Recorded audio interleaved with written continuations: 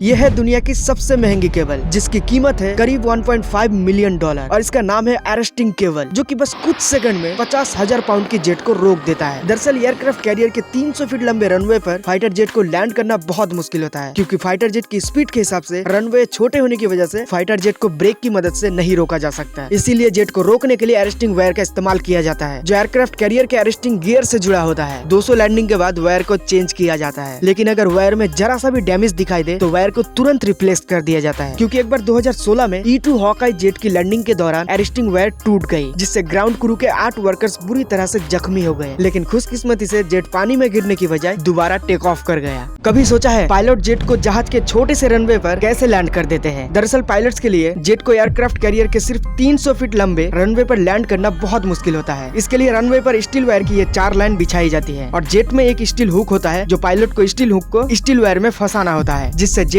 रुक जाता है। लेकिन आपने एक चीज नोटिस नहीं की होगी, जैसा कि आप इस वीडियो में देख सकते हैं, जब भी पायलट जेट को सी पर लैंड करता है तो स्पीड कम करने की बजाय उल्टा स्पीड बढ़ा देता है। पायलट्स ऐसा इसीलिए करते हैं ताकि अगर वो हुक स्टील वायर में नहीं फंसा तो प्लेन दोबारा उड़ाया जा सके, क्योंकि अगर स्लो स्पीड होगी तो जेट सीधा पानी में गिर सकता है।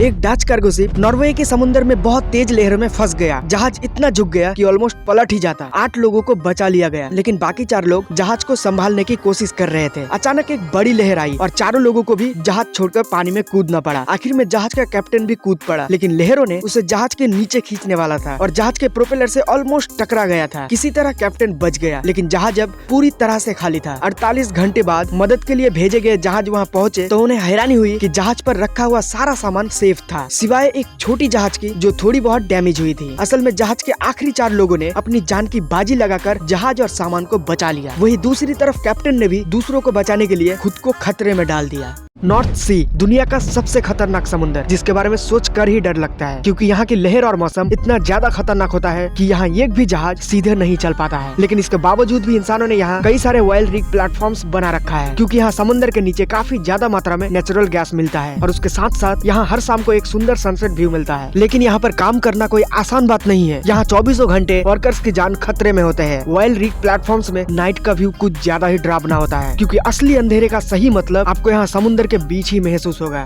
कभी सोचा है इन बड़े बड़े जहाजों में रात में रास्ता देखने के लिए हेडलाइट्स क्यों नहीं होती, जबकि ट्रेन और एरोप्लेन तक चलाने के लिए हमें हेडलाइट की जरूरत पड़ती है? तो दरअसल इसके पीछे कई वजह है। पहला तो जहाजों में नेविगेशन लाइट्स लगी होती है, जो काफी डीम होती है, तो इन्हें देखकर दूसरे जहाजों को पता चलता है कि शिप कौन सी डायरेक्शन में चलता है। ऐसे में अगर जहाज में हेडलाइट्स लगा दी जाए तो इन्हें सुनसान समुद्र में काफी ब्राइट लाइट की जरूरत होगी, लेकिन इतनी रोशनी के चलते नेविगेशन लाइट्स नहीं दिखाई देगी और इतनी ब्राइट लाइट के कारण दूसरे जहाज कंफ्यूज भी हो सकता है और वो आपस में टकरा भी सकता है। दूसरा कारण है कि शिप के आगे लगी ब्राइट हेडलाइट बड़ी बड़ी लहरों के सामने रिफ्लेक्ट होगी, जो फिर से शिप के लिए मुश्किलें पैदा कर सकती है। इन सब के अलावा एक बड़ा कारण भी है कि समुद्री जीव लाइट से काफी सेंसिटिव होती है, जो उन्हें रास्ते से भटका भी सकता है। इसीलिए शिप्स में हेडलाइट की जगह जीपीएस और रडार का इस्तेमाल किया जाता है। पर हाँ, आइस ब्रेकर्स वाले जहाजों में स्पोर्ट्स लाइट का यूज जरूर होता है, जिन्हें बड़ी बड़ी आइस को तोड़कर ट्रैवल करना पड़ता है।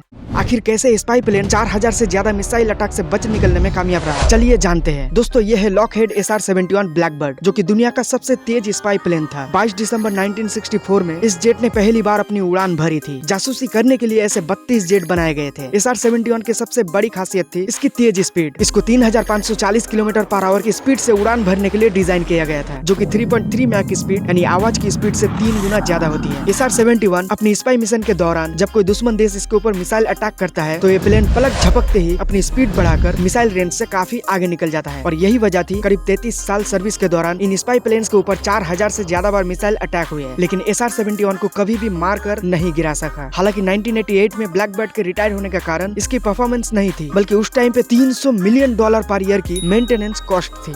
यह है दुनिया का सबसे बड़ा कंटेनर शिप, जिसका नाम है MSC अरीना। तो आखिर इसकी स्पीड कितनी है और इसमें एक साथ कितने कंटेनर्स को ट्रांसपोर्ट कर सकते हैं, आइए जानते हैं। आपकी जानकारी के लिए बता दें, MSC अरीना से पहले दुनिया का सबसे बड़ा कंटेनर शिप एवरग्रीन था, जो कि एक साथ करीब 24,000 कंटेनर्स को ट्रांसपोर्ट कर सकते थे। लेकिन 2023 में MSC अरीना 24,346 कंटेनर्स को ट्रांसपोर्ट करके दुनिया का सबसे बड़ा कंटेनर शिप का रिकॉर्ड बना लिया। इसकी लंबाई 400 मीटर और चौड़ाई 61 मीटर है। MSC अरीना का वजन 2,40,700 टन है। इतना भारी होने के कारण इन जहाजों को चलाना जितना मुश्किल होता है, उनसे कई ज्यादा मुश्किल रोकना होता है। इसीलिए इसका टॉप स्पीड है 20 नॉट्स यानी 37 किलोमीटर पर आवर। क्या आपको पता है दुबई की सरकार कई हजार करोड़ रुपए खर्च करके ऑस्ट्रेलिया से हजारों टन रेत खरीदी है, लेकिन दुबई शहर तो खुद रेगिस्तान के बीच बसा हुआ है। तो आखिर ये दूसरे देशों से रेत खरीद कर क्या करते हैं, चलिए जानते हैं। दुबई जैसे शहरों में दुनिया की सबसे बड़ी बड़ी इमारतें बनाई जाती है और इनको बनाने के लिए कंक्रीट की जरूरत पड़ती है, जिसके लिए बेस्ट क्वालिटी की रेत भी जरूरत पड़ती है। अब देखो, जो रेगिस्तान की रेत होती है वो हवा के चलते बहुत ही स्मूथ हो जाती है, लेकिन जो समुद्र की रेत होती है वो बहुत ही रफ होती है, जिसके चलते कंस्ट्रक्शन की मजबूती बहुत बढ़िया होती है। और दुबई के रेत की रेगिस्तान इस लायक नहीं है कि इसे बिल्डिंग बनाने में इस्तेमाल किया जा सके, इसीलिए यहाँ दूसरे देशों से रेत खरीदी जाती है।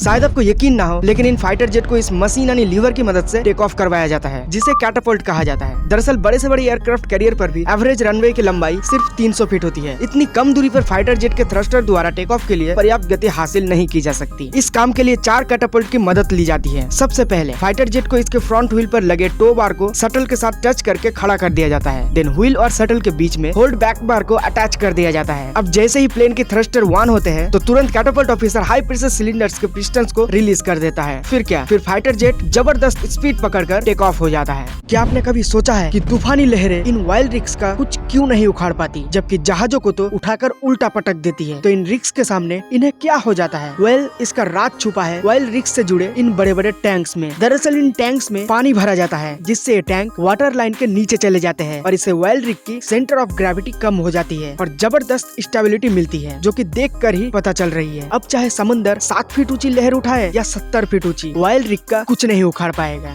क्या आपने कभी सोचा है समुद्र के बीचों बीच तेल निकालने वाली वाइल्ड रिग को कैसे लगाया जाता है? क्योंकि समुद्र की गहराई तो 10,000 मीटर से भी ज्यादा होती है, जहाँ कोई इंसान या पनडुब्बी तक का पहुँच पाना नामुमकिन हो जाता है। ये समुद्र की खतरनाक लहरों से भी हिलती तक नहीं। कई जगह पर समुद्र के बीच में पवन चक्की को भी लगाया जाता है। तो क्या ये भी समुद्र की तल से जुड़ी होती है? दरअसल समुद्र की तल तक पहुँच पाना बहुत मुश्किल है, इसीलिए इतना गहरा ढांचा बनाना तो नामुमकिन है। और जिन बड़े कुओं को आप देखते हैं वो तटीय किनारे के पास ही बनाया जाता है, जहाँ पानी की गहराई कुछ मीटर तक ही होती है। बल्कि थोड़ी ज्यादा गहराई में बनाई गई वाइल्ड रिग को पानी पर तैरता हुआ बनाया जाता है और फिर इनको समुद्र तल से बांध दिया जाता है। लेकिन जहाँ समुद्र की गहराई कई किलोमीटर तक चली जाती है, वहाँ किसी भी तरह का कुआं खोदना नामुमकिन हो जाता है। ये एक ऐसा जहाज है जिससे आप समुद्र के नीचे तक जा सकते हो, वो भी बिना किसी डाइविंग सूट के। इस जहाज का नाम है डाइविंग बेल शिप। ये बिल्कुल एक कप को उल्टा करके पानी में डालने जैसा है। इसमें एक मशीन चेम्बर लगी है, जिससे हाई प्रेशर के साथ पूरा पानी को बाहर निकाल दिया जाता है और अंदर जाने वाले लोगों के लिए ऑक्सीजन भी अवेलेबल होती है। फिर नीचे जाने के लिए एक प्रेशर लॉक चेम्बर में जाना पड़ता है, ताकि नीचे जाने पर अचानक प्रेशर में बदलाव के कारण लोगों को कोई तकलीफ ना हो। जिसके बाद लोग समुद्र में जाते हैं, जहाँ प्रेशर के कारण काफी नमी होती है। इस शिप का यूज खास तौर पर आर्कियोलॉजिस्ट और साइंटिस्ट करते हैं, जो पानी के अंदर किसी गहरी जगह में रिसर्च करते हैं। लेकिन नॉर्मली इसे नदी जैसी गहरी पानी में फंसे हुए एंकर या किसी खास चीज को ढूंढने के लिए इस्तेमाल किया जाता है।